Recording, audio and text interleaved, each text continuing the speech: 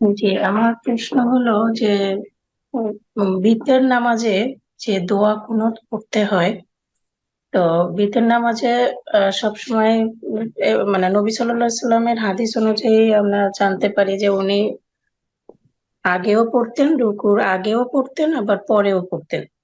হুম, তো হুম, কখনো হাত ছেড়ে দিয়ে পড়তেন, কখনো হাত তুলে পড়তেন। হুম, তো এখন আমি ওইটা জানতে চাচ্ছি যে রুকুর আগে যে আমি পড়বো তখন কি হাত ওইভাবে ছেড়ে দিয়ে পড়বো, নাকি ওই সময়ে মানে হাত বাঁধা অবস্থায় পড়বো সেটা। বিসমিল্লাহ আলহামদুলিল্লাহ ওয়াসসালাতু ওয়াসসালামু আলা রাসূলিল্লাহ। কুনুত সম্পর্কে, বেতরের কুনুত সম্পর্কে জিজ্ঞাসা করেছেন যে এই কুনুত রুকুর আগে না রুকুর পরে। তো তারপরে নিজে বললেন যে দুই রকম প্রমাণিত। যাই হোক, দুটোই আছে। মাসলা ইখতিলাফ রয়েছে ফুকাহাদের যে কোনটি বেশি উত্তম। কেউ বলেছেন যে রুকুর আগে ভেতরে কুনুত উত্তম, কেউ বলছে রুকুর পরে উত্তম।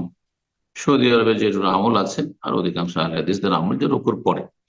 তবে রুকুর আগে কেউ যদি কুনুত করে তো জায়েজ, এই এই এই মর্মেও দলিল রয়েছে।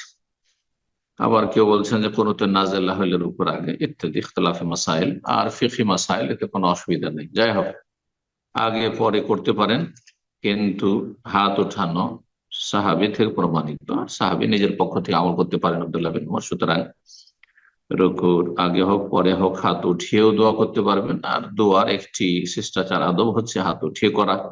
এটা ভালো, করলে ভালো। না হলে হাত ছেড়েও কেউ যদি, যারা হাত ছেড়ে থাকেন রুকু থেকে উঠে বা হাত ছেড়েও কেউ যদি দোয়া পড়ে, তাহলে কোনো অসুবিধা নেই। বুকের উপর হাত, রুকুর আগে হইলে রুকুর আগের যে অবস্থাটি সেটি বুকে হাত বাঁধার মতো।